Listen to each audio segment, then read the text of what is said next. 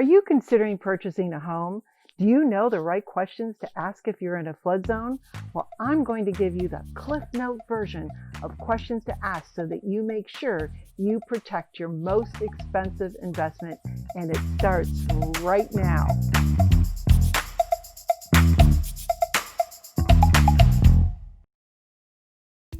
Hi, I'm Maria Wells, broker owner of Lifestyle Realty Group in beautiful Stuart, Florida, Martin County, where it's really sunny, so excuse the sunglasses, but I've got to stop the glare. Martin County has 28% of its area covered by water. That's amazing. We have oceans, we have intracoastal, we have rivers, we have savannas.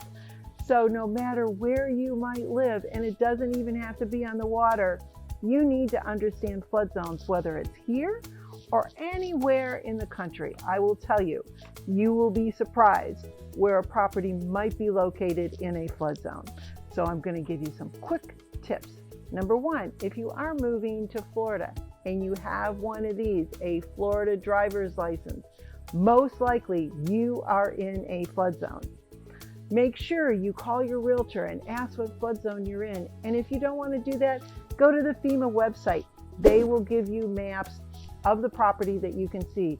And when you do, and they're like this, hopefully the property you're interested in is either an X or it's a non-zoned classification. So anything that starts with an A or a V gets expensive.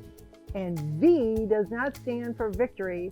V stands for very expensive. So make sure that you look that up before you buy.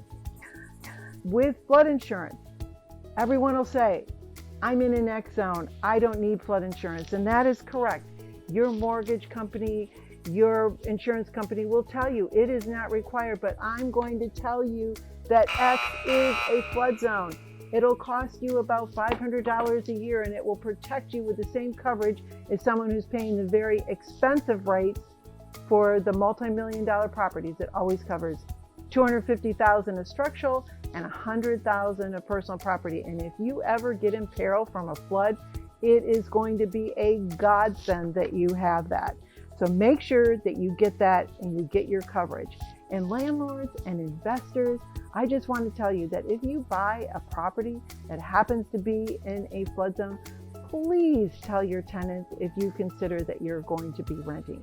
This is just a quick, dirty version of what to ask in the beginning when you're going to purchase a home. So I hope you enjoyed this. I've got more videos like this.